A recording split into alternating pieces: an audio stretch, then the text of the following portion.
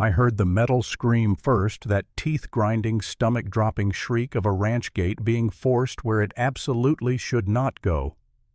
Then a white SUV punched through like it owned the place, tires chewing my grass into mud, like my land was just a shortcut on somebody's Sunday errands. 6 weeks later, the Homeowners Association was trying to fine me into submission, while their crew poured concrete onto my property with a straight face. My name's Ethan Cole, and I live on the edge of a neighborhood called Willow Ridge Estates. I'm not part of the HOA, never signed, never joined, never wanted their guidelines for how tall my mailbox should be or what shade of beige my life needs to be. This isn't some tiny suburban lot either. It's a rough strip of land my family's held onto since the late 70s with a dirt access path that's always been ours, the kind of route you only notice if you're looking for a way to cut time off your drive. And apparently somebody was looking. Her name was Melissa Whitman, president of the Willow Ridge Homeowners Association. She had that perfectly pressed, perfectly annoyed energy like the world was a messy room and she was the only adult with a vacuum. The first time she drove through my gate, I assumed it was a mistake. I found her SUV idling on the other side and she gave me this smile like she was doing me a favor by not running me over. "Oh, good," she said, waving one hand like we were neighbors who borrowed sugar. "I was worried you'd make this a thing." I told her calmly that it was already a thing because it was my gate. She blinked twice, then hit me with, "Well, you live next to Willow Ridge. People use this. It's basically shared." Basically shared. Like that's a legal term. I reinforced the hinge, replaced the latch, and hung a big, ugly, no trespassing sign that nobody could pretend they missed. I figured that would be the end of it. 2 days later, I woke up to an email from the Homeowners Association. Not a, "Hey, sorry about that," not even a fake apology, just a notice with a subject line that felt like it was typed in all caps. Unapproved barrier, community access obstruction. They said my gate restricted a common access route and demanded I remove it within 5 days, or I'd be fined $250 per day. They attached a blurry map like it was a mic drop. I reread it 3 times, waiting for the punchline. Then I laughed, not because it was funny, but because if I didn't laugh, I was going to put my fist through my kitchen wall. I emailed back, short and polite, asking for documentation, proving they had any right to call my land common access. Melissa replied within an hour. "Ethan, please don't be difficult. The board has already discussed this." Discussed it. Like they were deciding on the snack table, not someone else's property. I called the county office, pulled up my deed, and asked the clerk to confirm what I already knew. The access path and the gate were on my side of the line, period. So I did the grown-up thing. I sent a certified letter, no trespassing, no access, any damage will be reported. All that. I added a heavy-duty lock, the kind that looks like it should be guarding a bank vault. That weekend I heard the gate again, that same awful sound. And when I ran out, the lock was snapped clean off. The SUV wasn't there yet, but the tire marks were. A few minutes later, Melissa rolled up like she was arriving to a brunch reservation. She leaned out her window and said, "We can't have you blocking emergency access." I looked around. No ambulance, no fire, just her in sunglasses doing community theater. "This is my property," I said. She shrugged, "Not according to the HOA. And that's when I realized this wasn't going to be solved by being reasonable.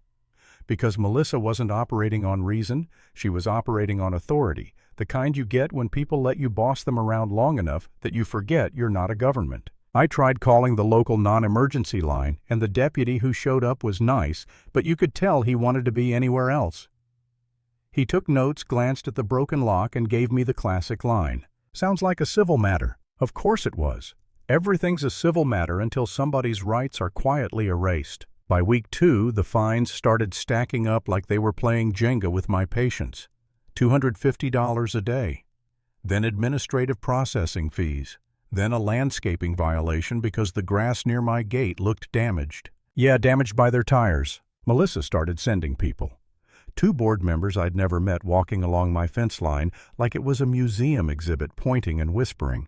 One of them slapped a neon violation sticker on my gate like I was parking in a fire lane. Then the rumor campaign kicked in. I'd drive into town and see Willow Ridge residents staring at me like I was the guy who poisoned the neighborhood dog park. A woman at the gas station muttered, "That's him," like I was a cautionary tale. And I'll be honest, There was a night I sat at my kitchen table with that pile of notices spread out, and the math started getting loud in my head. Not emotional loud, financial loud. The kind that says, if this keeps going, you're going to bleed out slowly. For a minute I caught myself thinking, maybe I should just take the gate down and be done with it. Not because I believed them, but because I was tired of waking up to threats in my inbox. Then I pictured Melissa's SUV cutting across my land every time she felt like it. And I knew taking the gate down wouldn't end anything. It would just teach them the fastest way to get what they want is to bully harder. So I stopped arguing and started documenting. I installed 2 cameras, one pointed at the gate, one angled wide enough to catch license plates. I printed my deed and the county parcel map and put them in a folder like I was preparing for war, except the weapons were paper and timestamps. I hired a surveyor not cheap but cheaper than losing land. He came out with his gear set markers and confirmed the line like it was the most obvious thing in the world. When I showed Melissa the survey stakes, she didn't even blink. She just smiled like a teacher catching a kid cheating. "That's cute," she said. "Our attorney disagrees." That's when the twist landed not in her mouth, but in the county records. I went back to the clerk's office and asked for the neighborhood plat filings. And there it was, a newer map tied to Willow Ridge that conveniently erased my access route and labeled the strip along my fence as Reserve A.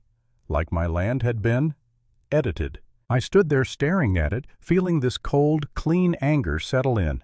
Because it wasn't just overreach, it was rewriting reality. I called a land use attorney named Rachel Monroe. She didn't talk like a TV lawyer. No dramatic promises, no we'll take them down. She just asked for everything: emails, fines, photos, my deed, the county maps. When she saw the plat discrepancy, she went quiet for a second. Then she said, "Ethan, this isn't a misunderstanding. This looks intentional." 2 days later, she filed for an emergency injunction to stop the Homeowners Association from touching my property, and she told me to do one more thing. "Tell your story to the residents," she said, "not with insults, with facts." So I wrote a simple letter. I included the survey, the deed, the county parcel map, and a screenshot of the plat that didn't match.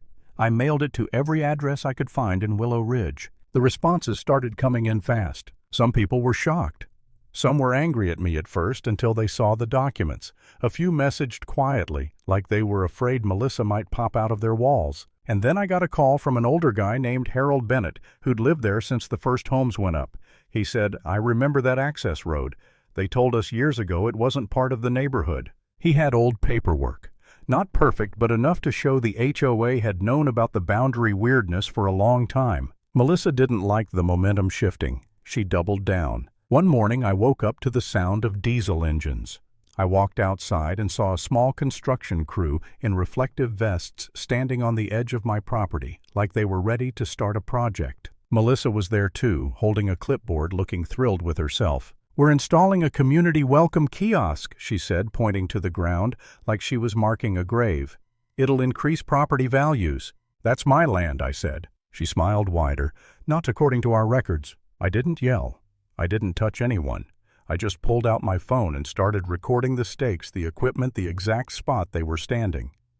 Then I walked over to my camera feed and saved the clip of their truck crossing my line. That afternoon, Rachel filed the footage with the court, along with the survey, along with the chain of emails where Melissa called my gate an unapproved barrier on land she couldn't prove was theirs. The hearing happened in a plain county courtroom with fluorescent lighting that makes everybody look guilty.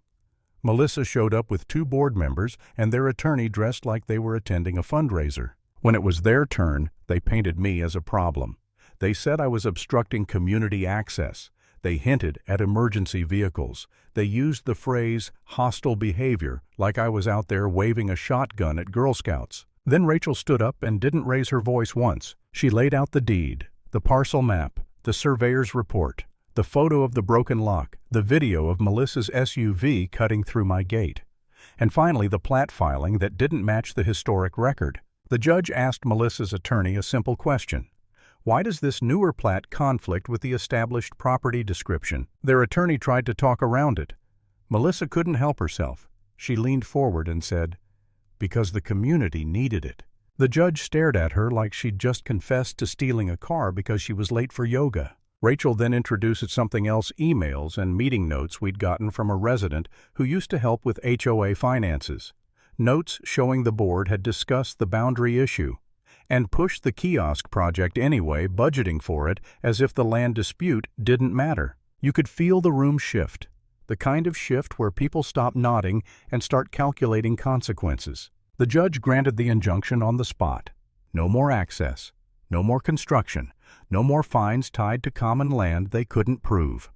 The Homeowners Association was ordered to halt correct filings and submit to a review of their actions. Melissa's face didn't crumple into some dramatic collapse. It was worse than that. It went blank, like someone had unplugged the power behind her eyes. A week later, Willow Ridge held a special board meeting. Residents showed up in numbers Melissa clearly wasn't expecting. The vote to remove her passed so fast it felt like the whole neighborhood had been holding their breath for years. I didn't stay for the speeches. I didn't need closure in the form of clapping. I just watched Melissa walk out of that room with her clipboard hugged to her chest like it could protect her. And for the first time since this started, she didn't look at my gate like it belonged to her. One lesson: if someone tries to take your ground with paperwork and pressure, you don't get loud, you get proof.